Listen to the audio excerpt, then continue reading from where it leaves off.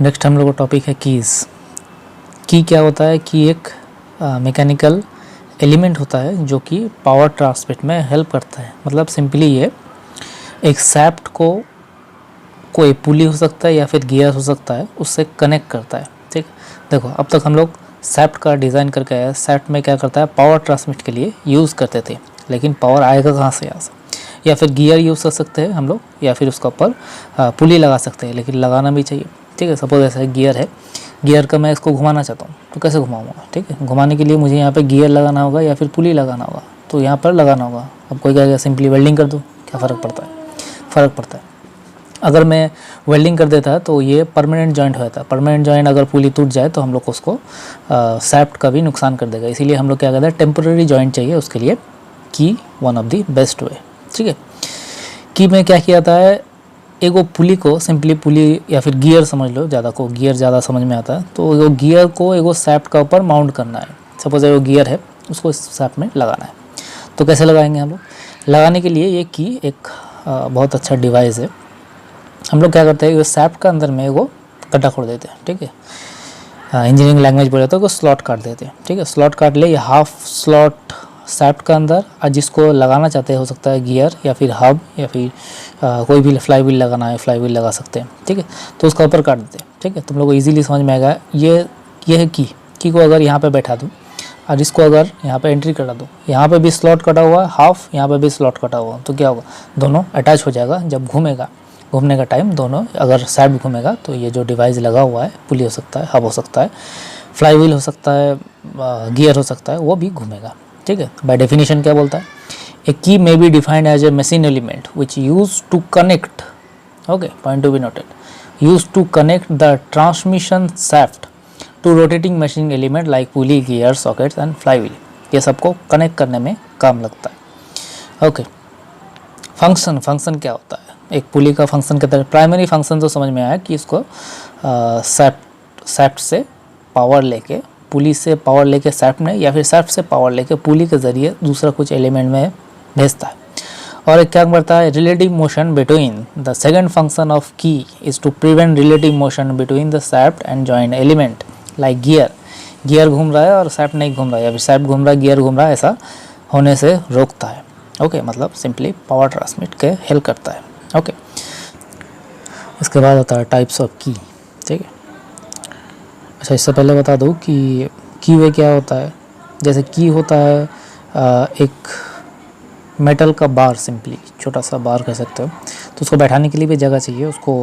वो जो जगह है दैट इज़ की वे। मतलब यहाँ पे की वे कौन सा है, ये जो स्लॉट कटा हुआ, जो गड्ढा खुला हुआ, दैट इज़ की वे। ठीक है, वहाँ पे उसको बैठाना है, जहाँ पे बैठाना है वहाँ पे की वे, की का रास्ता। ओके, मतलब यहाँ पे सीट है उसका। नेक्स्ट टाइप ऑफ की का बात करें तो 5 टाइप का मेनली है यहाँ पे जो लिखा हुआ। और एक टाइप का होता है, बताता हूँ वो। एक होता है संक की, सैडल की, टेंजेंट की, राउंड की एंड स्प्लिट्स। ठीक है, इसको की के अंदर में लिखा हुआ ये थोड़ा सा अलग होता है, दिखाता हूँ। इन 5 में से सबसे इम्पोर्टेंट है ये संक की। तुम लोग अगर सिलेबस देखो तो वहाँ पे लिखा हुआ डिज़ाइन ऑफ संक की। ठीक है, संक की नहीं, संक की, संक SUNK, संक की। इसके अलावा भी और एक की होता है केनेडी की, यहाँ पे मेंशन नहीं किया हुआ, कभी बाद में बताऊँगा। ठीक है, तो अब इन सब में फ़र्क क्या होता है, ठीक है, कैसा कौन सा दिखता है। मैं वीडियो के यहाँ पर तुम लोग को ग्रुप में ही एक वीडियो का लिंक दे दूँगा, यूट्यूब में सर्च करके भी देख सकते हो। वहाँ पे एनिमेटेड बहुत अच्छा से दिखाया हुआ है डिफरेंट टाइप ऑफ की, वहाँ पे अच्छा से फ़र्क पता चलेगा अगर एनिमेटेड देखो तो। ठीक है, यहाँ पे थोड़ा डिस्कस कर देता हूँ। अब संकी क्या होता है, जो डेफिनेशन अगर बोले संकी का, तो ए संकी is a key in which half the thickness of the key is fitted into the key way of the on the shaft का जो की, मतलब की को बैठाना है तो की वे चाहिए। तो की वे अगर हाफ सैफ्ट में और हाफ हब में लगा कटा हुआ रहे, ठीक है, ऐसा नहीं है यहाँ पर अगर सपोज़ ये थिकनेस 3 mm का है तो 1.5 ऊपर 1.5 नीचे, ठीक है, 2 रहे तो एक हाफ कटा हुआ है तो that type of key is known as संकी। ऐसा की वे में संकी ही बैठेगा। ठीक है, ए संकी is a key in which half the thickness of the key fitted into the key way on the shaft and the remaining half in the की वे on the hub, ठीक है। Hub में आधा बैठा हुआ है यहाँ पे, जैसे इस पिक्चर में अच्छे से समझ में आएगा। हब ऊपर तरफ है, हब में आधा बैठा हुआ है एंड आधा अगर सैप में बैठा हुआ। दिस टाइप ऑफ की इज नोन एज संकी। अब इसका शेप का ऊपर इसको और क्लासीफाई किया था, जैसे रेक्टेंगुलर की, ठीक है, रेक्टेंगुलर की, अगर शेप रेक्टेंगल हो तो रेक्टेंगुलर की, ठीक है। इसका कुछ डायमेंशन याद रखना होगा कि इसका जो विड्थ होगा W होगा वो डायमीटर, ये डायमीटर किसका डायमीटर, की का तो डायमीटर नहीं है, सैफ्ट का डायमीटर, सैफ्ट का डायमीटर डिवाइडेड बाई 4, ऐसा हम राउंड फिगर लेके मतलब एवरेज फिगर लेके चलते। तो यहाँ पर थिकनेस कितना होगा इसका D/6 या फिर 2W/W क्या है, ये विथ ऑफ द की, ठीक है। इस पिक्चर में देखो तो यहाँ पर W ये वाला है और T ये वाला है, ठीक है। तो ये दो को रिलेशन मान के चलता है, ठीक है। तो D का डायमीटर यहाँ पे सब लिखा हुआ। और रेक्टेंगुलर संकी है वो जनरली टैपर रहता है, ठीक है। की ये सब क्या होता है, टैपर रहता है। टैपर मतलब ये पिक्चर में अच्छा से समझ में आएगा। ये सैप का ऊपर की बैठा हुआ है एंड की का जो लोअर पार्ट है वो स्ट्रेट रहता है, ठीक है, लेकिन अपर पार्ट टैपर कर देता है। जनरली दो तरफ टैपर नहीं किया जाता, ये छोटा डिवाइस होता है, तो उसको बनाने के लिए भी एक तरफ टैपर करना ही सुविधा होता है, ठीक है। अगर टैपर नहीं करो तो इसको फिट करने में तकलीफ होता है। टैपर करो तो दोनों तरफ का क्या ज़रूरत है, एक तरफ करने से ही हम लोग को सफिशिएंट रिजल्ट मिल जाता है। ओके, उसके बाद आता है कि स्क्वायर संकी, ओके। इसका विथ एंड थिकनेस दोनों सेम आ जाए तो इसको हम लोग स्क्वायर बोलेंगे। जनरली इसका D/4 होता है, ठीक है। उसके बाद पैरेलल संकी क्या होता है, ये अगर टैपर ठो नहीं हो, जस्ट ये स्ट्रेट हो, ठीक है, चरकुट्टा box, that is known as parallel संकी।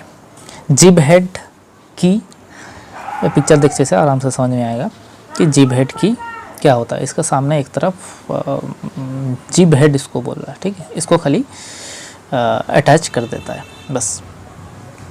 ये वाला यहाँ से अच्छा समझ में आता है। इसका फ़ायदा क्या है, इसको इजीली हम लोग विदड्रॉ कर सकते हैं, इसको टान के निकाल सकते हैं, इजीली फिट कर सकते हैं। टैपर पोर्शन यहाँ पर इसका भी टैपर रहेगा। पैरेलल संगी में टैपर नहीं था, लेकिन बाकी सब में टैपर रहेगा। टैपर रखने का बहुत फ़ायदा है। तुम लोग अगर ड्रिल में काम कर चुके हो तो वहाँ पर टैपर का फ़ायदा मिलेगा। ड्रिल बीट को अगर लगाना चाहो, ड्रिल का जो लास्ट पोर्शन होता है, सैंक होता है, वो अगर टैपर है तो इजीली फिट होता है एंड इजीली विदड्रॉ भी होता है, मतलब उसको निकाल भी दे सकते हैं एंड फिट भी इजीली कर सकते हैं। तो यहाँ पर भी वही टैपर का ही फ़ायदा है कि इसको इजीली निकाल भी सकते हैं एंड इजीली विदड्रॉ फिट भी कर सकते हैं, ठीक है। जनरली लेंथ का देखो, की का अगर डिज़ाइन बोलो, ठीक है, जनरली हम लोग क्या करते हैं, की का स्पेशल डिज़ाइन नहीं करते हैं। डायमीटर आगे भी यूज़ कर चुके हो गए, डायमीटर जितना रहता है उसके हिसाब से हम लोग एक वो स्टैंडर्ड डायमेंशन फिक्स करके रखे हैं, उसको एक्सेप्ट कर लेते हैं, ठीक है। तो की यहाँ पर डिज़ाइन मतलब हम लोग वो टेबल सबसे ज़्यादा इम्पोर्टेंट है। इसके अलावा भी थोड़ा थोड़ा चीज़ देखेंगे कि डिज़ाइन करने टाइम क्या क्या दिमाग में रखना चाहिए, ठीक है। उसका लेंथ जनरली 1.5 इंटू डायमीटर लेते हैं एंड इसका विड्थ जो होता है D/4 थिकनेस होता है। अगर स्क्वायर है तो ये भी D/4 हो जाएगा, अगर रेक्टेंगल है तो D/6 हो जाएगा। उसके बाद होता है फेदर की क्या होता है, एक इसको क्या होता है सैप में, देखो ये डायग्राम से इजीली समझ में आएगा। यहाँ पे क्या हुआ, एक की लगा हुआ है, ऊपर में हब लगा हुआ है और की को इसके साथ फिट कर दिया with the help of screw, ठीक है, with the help of screw. अब इससे फ़ायदा क्या होता है, ठीक है, ये अटैच हो गया सैप का साथ और सैप का साथ अटैच होने के बाद हम लोग ये क्या कर सकते हैं, ये हब जो है या फिर पुली है उसको एक्सियली मूव कर सकते हैं, रिलेटिवली एक्सियली मूव कर सकते हैं। तो फेदर के लिए स्पेशल जो पावर है या फिर स्पेशल जो फीचर है उसका वो है कि एक्सियल मूवमेंट को परमिट करता है। A key attach to one member of pair, ये दोनों पेयर मतलब हब है एंड सैफ्ट है, इन दोनों पेयर में से किसी में भी अटैच हो सकता है, ठीक है, जनरली सैफ्ट में, which permit relative axial movement is known as feather key, ठीक है। पिक्चर से आराम से याद कर सकते हो, अब लिखने का क्या ज़रूरत है, ठीक है।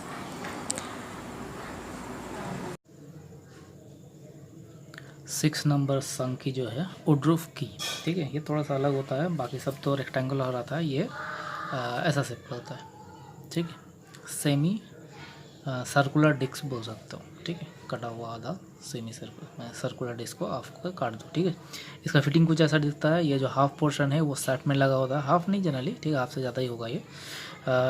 कुछ पोर्शन सेट में लगा होता है, कुछ पोर्शन बाहर निकला होता है, जो कि मैचिंग पार्ट जो हो सकता है पुली हो सकता है, अलग अलग जो मैचिंग कराना है हमको उसके साथ अटैच होगा। ठीक है, इस साइड से देखो तो ऐसा कुछ दिखेगा, इधर कुछ पोर्शन लगा हुआ है एंड कुछ पोर्शन निकला हुआ है जो अपना मैचिंग पार्ट में लगेगा। ठीक है, इसके बारे में थोड़ा थोड़ा लिखा हुआ है। मेन इसका जो की है सब टाइप का ही की, तुमको पिक्चर से देखने से, उसका फ़ोटो देखने से समझ में आएगा ये क्या है। ठीक है, लेकिन अगर एग्ज़ाम में आया कि शॉर्ट नोट ऑन वुडरूफ की, तो तुम खाली पिक्चर बना कर नहीं आ सकता, इसीलिए सब लिखा हुआ है, थोड़ा बहुत लिखना हुआ। ठीक है, अब ये टेबल बहुत इंपॉर्टेंट होता है, क्योंकि ये टेबल का यूज़ भी शायद आगे भी कर चुके हैं हम लोग, और नेक्स्ट भी जब डिज़ाइन ऑफ कपलिंग होगा वहाँ पर भी काफ़ी ज़्यादा यूज़ होगा। तो ये टेबल में क्या है, इसमें diameter of shaft up to and including, ठीक है, मतलब 6 तक एंड 6 तक। ठीक है, इसका आगे मतलब अगर 4 mm का डायमीटर का अगर सैप्ट है तो उसके लिए जो की का विथ एंड थिकनेस है वो कौन सा यूज़ करेंगे। तो ये सब टेबल दिया हुआ है। तो हम लोग जनरली क्या, हम लोग को आगे भी देखे हो तो अगर डिज़ाइन ऑफ सैप्ट में तो वहाँ पे कितना आ रहा है 50, 55, ठीक है, 60, 65, तो ये सब ज़्यादा काम में आता है। ठीक है, देखो अगर बोला कि मैं 40 mm का लूँगा तो 40 कहाँ पर आ रहा है, 44 का आगे आ रहा है, 48 का, तो इस बीच में तो अप टू जो 44 है। ठीक है, तो किसका लूँगा, इन दोनों का। ठीक है, मतलब उसका जो की होगा वो 14 mm विथ होगा एंड जो थिकनेस होगा वो 9 mm, एक्सेप्ट अगर वो स्क्वायर संकीर्ण है। अगर मैथ में देख के बोला हो कि स्क्वायर संख्या, तो ऑब्वियसली ये 14 × 14 लेना होगा, मतलब विथ भी 14 एंड थिकनेस भी 14। ठीक, तो जब मैथ कराऊंगा तब देखा जाएगा। ठीक है, डिस्कस करते हैं। तो इस टेबल को अच्छे से याद रखना होगा। ठीक, मैथ करते करते वैसे ज़्यादा सब कुछ याद रखने की ज़रूरत नहीं है, मैथ करते मैक्सिमम जो यूज़ होता है वो सब तुम लोग को आ जाएगा। ठीक है, लेकिन एक बार ज़रूर सब वैल्यू देख लेना। ठीक है, तो संख्या मेनली 6 टाइप का हुआ। ठीक है, रिवाइज करें तो रेक्टेंगुलर संख्या था, स्क्वायर संख्या था, पैरेलल संख्या था, ग्रिब हेड संख्या था, फेदर संख्या था, और लास्ट जो है वुडरूफ संख्या हो गया। ठीक, इसके बाद हम लोग का आएगा सैडल कीज़। ठीक है, 2 नंबर पे जो था सैडल कीज़ ऐसा कुछ दिखता है। ठीक है, फ़र्क कहाँ आता है, इसमें सैट में कोई भी कीवे नहीं काटा जाता है। कीवे कहाँ पे काटा जाता है, जो मैचिंग पोर्शन है मतलब हब में काटा जाता है। ठीक है, तो डेफिनेशन देखो यहाँ पे फर्स्ट में बोला हुआ, ए सैडल की इज़ ए की विच fit into the key way of the hub only. ठीक है, ओनली हब के ऊपर की वे काटा होगा, and in this case there is no keyway on the shaft का ऊपर ये डिज़ाइन, ये 2 सैफ्ट देखो तो समझ में आएगा कि सैफ्ट में कोई स्लॉट कटा हुआ नहीं है। स्लॉट कटा हुआ कहाँ पर, हब में कटा हुआ, ये जस्ट फिट कटा हुआ। तो यहाँ पे क्या मेनली फ्रिक्शन की वजह से, आगे में देखो तो वहाँ पर शेयर स्ट्रेस, क्रशिंग दोनों के लिए मेनली पावर ट्रांसमिट हो रहा था। यहाँ पर जो मेन फंक्शन है, जो मेन फैक्टर है, वो फ्रिक्शन बिटवीन दैट 2 एलिमेंट। ठीक है, 2 टाइप का सैडल की होता है, एक हॉलो होता है, एक फ्लैट होता है। तो ये पिक्चर से आसान समझ में आएगा। ठीक है, फर्क कहाँ समझ में आ रहा, ये। ठीक है, इसमें जो सैफ्ट के ऊपर जो फिट होगा उसका कॉन्टैक्ट एरिया ज़्यादा रहेगा, क्योंकि वो जो रेडियस है सैफ्ट का उसके हिसाब से काटा हुआ है। और ये क्या है, फ्लैट। हॉलो क्या होगा, हॉलो में ये कर्व रहेगा एंड फ्लैट में स्ट्रेट रहेगा। उसके बाद आता है tangent key. Tangent keys are fitted in pair at right angles as shown in figure, जैसे फिगर में दिखा हुआ है, एट राइट एंगल में लगा होता है, मतलब ये जो है ये राइट एंगल में लगा हुआ। ठीक है, इधर ब्लू पोर्शन दिखेगा, इधर रेड पोर्शन दिखेगा, तो यहाँ पे क्या हो, राइट एंगल में लगा हुआ। तो इसको अगर ठीक से ऑब्जर्व करें तो सैफ्ट में जो पोर्शन कटा हुआ ये यहाँ से यहाँ तक ऐसा कुछ कटा हुआ, एंड हब में ऑपोजिट ऐसा कुछ कटा हुआ। ठीक है, तो दोनों मिला के दोनों साइड में रखने का फ़ायदा है कि पावर ट्रांसमिट अच्छा से होगा। ठीक है, ये है अपना टेंजेंट की। उसके बाद आता है राउंड की। ठीक है, राउंड की दिखाऊँ तो ऐसा कुछ दिखता है, एक ये वाला पिक्चर में ज़्यादा समझ में आएगा। ठीक है, ये टैपर भी हो सकता है, जनरली टैपर रखना सुविधा होगा, इसको एंट्री करना चाहते हैं तो टैपर। ठीक, ये वाला डायग्राम। ठीक है, तो ये वाला हो गया सैफ्ट, बाहर वाला हो गया हब, बीच में ये होल है वो ड्रिल किया हुआ है, ड्रिल में वो टैपर पिन बोल सकते हो, ठीक है, टैपर पिन इसमें इंसर्ट कर दिया। तो दोनों में, इन दोनों में से डायग्राम से आराम से समझ सकते हो कि हाफ ऊपर है, हाफ नीचे है, हाफ हब में है, हाफ सैफ्ट में है, तो इससे भी पावर ट्रांसमिट कर सकता है, ठीक है। स्प्लिंस क्या होता है, इसका पिक्चर यहाँ पे मैं डालना भूल गया। इसका पिक्चर होता है ऐसा कुछ। ओके, अब तक क्या कर रहे थे हम लोग, स्लॉट काट रहे थे, की वे काट रहे थे हब में एंड सैफ्ट में। तो यहाँ पे क्या हुआ, जो हब है उसमें ऊपर पे भी, उसका ऊपर में ऑलरेडी सब छोटा छोटा की वे कटा हुआ है। एंड जो सैफ्ट आएगा, सैफ्ट में भी प्रोजेक्टेड पार्ट रहेगा। मैं सोच सकता हूँ कि ये गियर जैसा कुछ बन जा रहा है, ठीक है, गियर जैसा कुछ बन जा रहा है। ये क्या है, एक से ज़्यादा है, काफ़ी ज़्यादा है। यहाँ पे 4 दिखा हुआ है, 4 हो सकता है, 6 हो सकता है, 8 हो सकता है, 10 हो सकता है, ठीक है। तो यहाँ पे फिट कैसे, सैफ्ट को इसका ऊपर से ऐसे फिट कर दें, ठीक।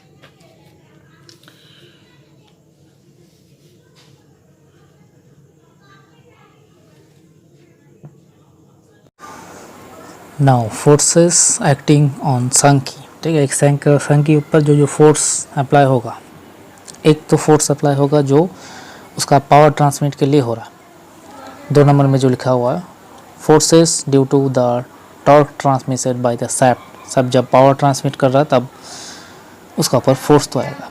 दूसरा जो फोर्स है due to tight fitting on the key way. अगर किसी की को की वे में फिट करो, टाइट फिटिंग हो, तो उसका ऊपर स्ट्रेस डेवलप होगा। जो लोकल ट्रेन में सफ़र करते हैं वो इजीली समझ में आता है ये स्ट्रेस क्या होता है। मतलब 3 सीट का जगह 4 आदमी, स्ट्रेस तो होगा ही, ठीक है। उस टाइप का स्ट्रेस यहाँ पर भी अप्लाई होता है। अगर उसको फोर्सफुली की वे में बैठा दो तो वहाँ पर भी स्ट्रेस काम करता है, लेकिन उसका स्ट्रेस का वैल्यू डिटरमाइन करना हम लोग के लिए काफ़ी मुश्किल है, इसलिए हम लोग उसको नेगलेक्ट करके चलते हैं एंड उसका इफेक्ट भी नहीं करता। हम लोग का मेन जो फोर्स है, जो पावर ट्रांसमिट के लिए फोर्स आएगा, दैट फोर्स मतलब टेंजेंशियल फोर्स, ओके। इसके बाद हम लोग स्ट्रेंथ ऑफ द संकी के बारे में डिस्कस करेंगे।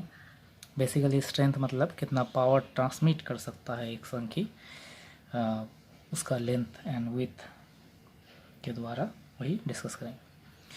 एगो संकी के बारे में सोचे तो वहाँ पर मेनली 2 टाइप का बेसिकली स्ट्रेस रहता है। एक शेयर स्ट्रेस, दूसरा क्रशिंग स्ट्रेस। तो इन दोनों स्ट्रेस से हम लोग 2 इक्वेशन बनाएंगे, ओके। तो पहले में क्या लिखा हुआ है, ये सब पावर ट्रांसमिटेड टी हो गया, टॉर्क ट्रांसमिटेड एफ हो गया अपना tangential force, diameter, length, width, thickness and tau and sigma C से हम लोग shear stress and crushing stress discuss करें, ठीक है। पहला बेसिक चीज़ जो दिखाता हूँ, एक सैफ्ट अगर ड्रॉ करूँ उसको मैं की तो कैसे दिखेगा। ये एक सैफ्ट से यहाँ पर एगो की लगा हुआ है, तो इसका ऊपर जो टी होगा, टी मतलब जो बेसिक टी का जो ट्विस्टिंग मोमेंट या फिर टॉर्क का जो फार्मूला होता है वो फोर्स इनटू डिस्टेंस। तो से एफ जो पकड़ा हुआ था, एफ फोर्स इसका ऊपर काम कर रहा है एंड कितना डिस्टेंस में काम कर रहा है, सेंटर से इसका जो रेडियस है, अगर से इसका डायमीटर डी है तो यहाँ से लेके जहाँ पर फोर्स काम कर रहा है वैसे इस डायरेक्शन में काम कर रहा है एफ, तो इसका जो दूरी होगा सेंटर से वह कितना होगा d/2। तो यह टेंजेंट जो टी होगा उसका बेसिक जो फार्मूला वो d/2 लिख सकते हैं, ठीक। अब टी निकालने के लिए पहले एफ चाहिए, तो एफ हम लोग कैसे निकाल सकते हैं। एफ का मतलब होता है, एफ अगर डिज़ाइन में देखो तो बहुत सारा जगह में यूज़ किया है, that is resisting area into stress. अब हम लोग को पता है कि यहाँ पे स्ट्रेस 2 टाइप का काम करता है। एक हो सकता है शेयरिंग टाउ, या फिर हो सकता है क्रशिंग, ओके, सिग्मा सी से जिसको डिनोट करेंगे। तो 2 केस हो गया, ठीक है, 2 केस अलग अलग लेके चलेंगे। तो पहला कंसीडर करते हैं जब शेयर होगा, ठीक है। तो पहला शेयर वाला कंसीडर करते हैं। शेयर वाला अगर कंसीडर करो तो एफ मतलब रेजिस्टिंग एरिया इनटू टाउ, ठीक है। अब रेजिस्टिंग एरिया जानना है कि अगर शेयर में टूटेगा तो कैसे टूटेगा। वो की अगर ड्रॉ करें तो पहला इनिशियली कि कुछ ऐसा दिख रहा है, अगर रेक्टेंगली या फिर स्क्वायर ही सोचे तो ऐसा कुछ दिखता है, ठीक है। अगर ये शेयर करेगा, ठीक है, इधर से देख रहे तो ये ऐसा दिख रहा है, ठीक है, चरकुट्टा। तो इसको अगर शेयर करना तो कैसे शेयर होगा, इस जगह से शेयर हो जाएगा, टूट जाएगा। एंड शेयर के लिए अगर टूटे तो दिखेगा कैसा, ऐसा हाफ, दो गो हाफ दिखेगा, ऐसा एक हाफ, दूसरा रिमेनिंग पोर्शन ऐसा आधा दिखेगा। ठीक, तो यहाँ पर ये शेयर होने से रोक कौन रहा था, ये वाला एरिया। ठीक है, तो इसका लेंथ अगर L हो एंड जो विथ W हो तो ये एरिया कितना आएगा, L इंटू डब्लू। ओके, ये वाला एरिया कितना आएगा, ये वाला कितना है W, और ये वाला कितना है L। तो ये वाला रेजिस्टिंग जो एरिया है L इंटू डब्लू, तो यहाँ से हम लोग लिख सकते हैं ये A आएगा वो L into W into tau. तो पहला इक्वेशन ये F मिला जो शेयर के लिए। तो शेयरिंग के लिए जो T होगा, शेयरिंग स्ट्रेस के लिए जो टॉर्क डेवलप होगा वो कितना होगा, F का जगह F इंटू एक बार लिख देता हूँ, F इंटू D/2। F का जगह कितना मिला हम लोग को, ये वाला formula L into W into tau into D/2। तो T एगो फॉर्मूला ये हो गया जो कि शेयर स्ट्रेस के लिए होगा। दूसरा क्रशिंग स्ट्रेस के लिए। ठीक है, अब यहाँ पर क्रशिंग, अब जब ये सैफ्ट ऐसे घूमना चाहेगा तो ये पहला जो कांटेक्ट आएगा कहाँ पर, यहाँ पर। ठीक है, अगर हब के बोले तो पहला जो कांटेक्ट आएगा ये यहाँ पर। ठीक है, या फिर यहाँ पर सैफ्ट का तरफ से और हब का तरफ से यहाँ पर। तो रेजिस्टिंग एरिया जो होगा क्योंकि अगर ऐसा बड़ा का थोड़ा जूम करके दिखाऊँ तो ये हाफ पोर्शन सपोज है, स्क्वायर की के बारे में बात करूँ तो हाफ पोर्शन सपोज है। ठीक है, संग की हो रहा तो हाफ ही होगा।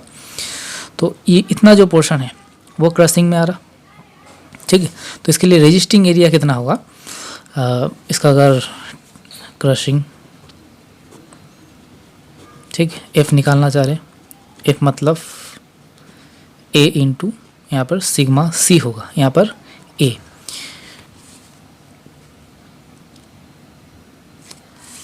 A निकालने के लिए ये डायग्राम से ज़्यादा समझ में आएगा। तो यहाँ पे कांटेक्ट लग रहा है, इतना में कांटेक्ट लग रहा है। ठीक है, तो देखिए अगर ये क्या है, पूरा थ्रू आउट है। ठीक है, पूरा थ्रू आउट है तो कांटेक्ट कितना लगेगा, ये है अपना, ये अगर पूरा T हो तो इतना होगा T/2, आधा T/2। ठीक है, अगर की का बारे में बात करें, अगर हम इसको इधर से देखें तो कैसा देगा, ऐसा देगा। ठीक है, ये वाला लेन कितना, आधा ये वाला कांटेक्ट में आ रहा। ठीक है, इधर से अपना दिख रहे थे T/2 और इधर से कितना था L। तो अपना रेजिस्टिंग एरिया जो होगा वो होगा T/2 इंटू L। ठीक है, ये T/2 और ये जो बोर्ड है, बोर्ड का परपेंडिकुलर है, उधर कितना है L। तो इधर से देखने से समझ में आएगा वो कितना देगा, ये हाफ ऐसा कुछ देगा जो सैप के साथ कांटेक्ट में है, ये हाफ के साथ कांटेक्ट में है, ये सैप के साथ कांटेक्ट में। तो ये वाला कितना है थिकनेस T/2 ये वाला, और ये पूरा कितना है L। तो अपना रेजिस्टिंग एरिया आएगा T/2 इंटू L। जो कांटेक्ट में आता है वही अपना क्रशिंग में रेजिस्टिंग एरिया होता है, इंटू सिग्मा C। तब T यहाँ से निकल जाएगा, T इक्वल्स टू क्या था, F इंटू D/2। तो F आएगा वैल्यू इतना, T/2 small T/2, small T thickness है, L into sigma C into D/2।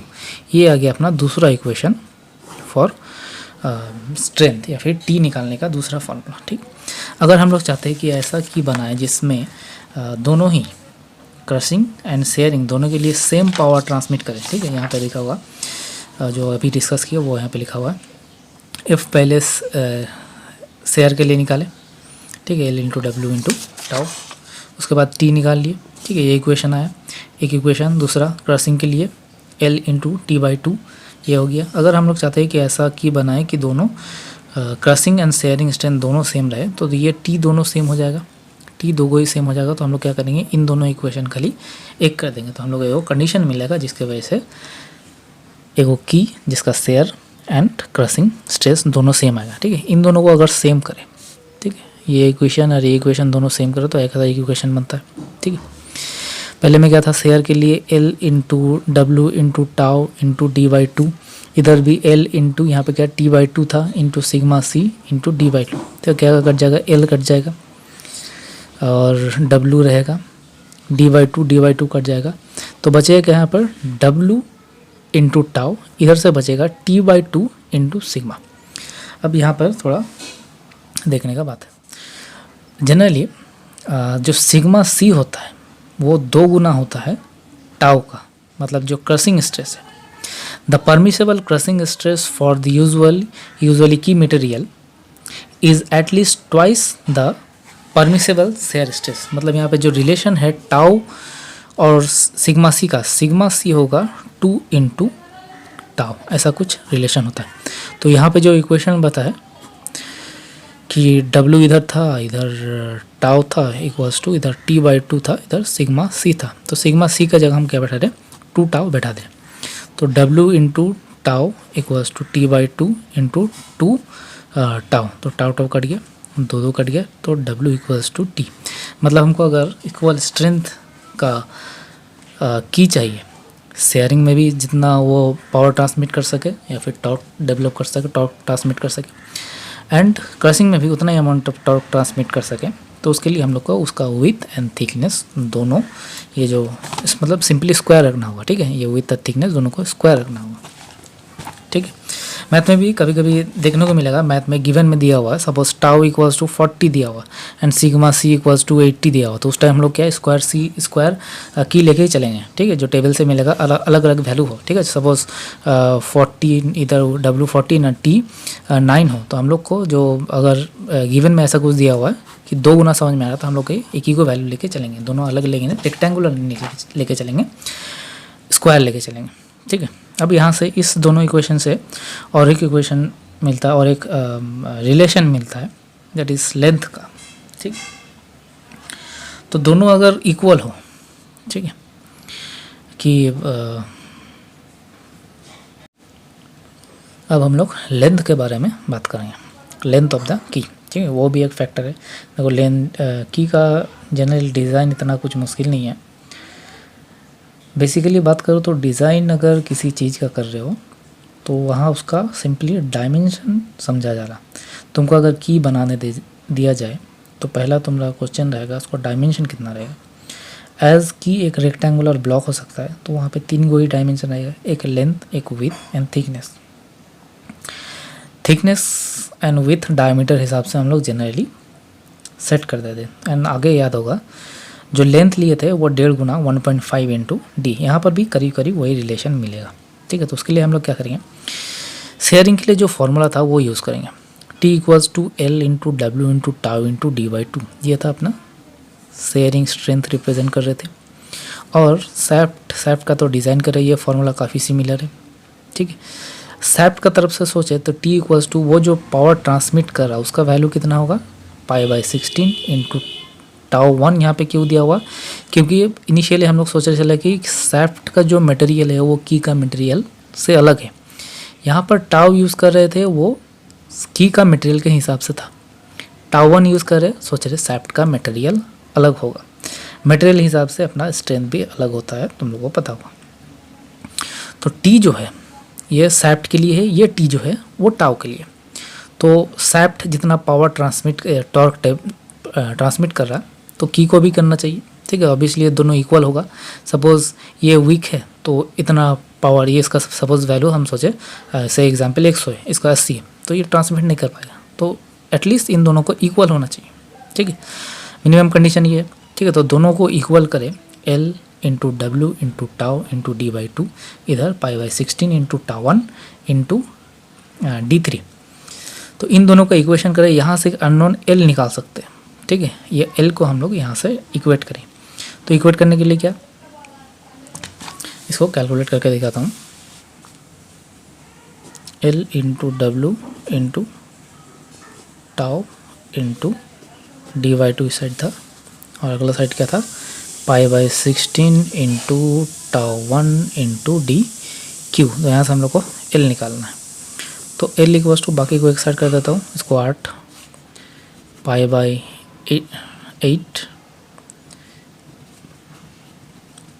Tau 1 DQ divided by, इधर से क्या बचेगा, W इंटू टाउ, और एक और था D।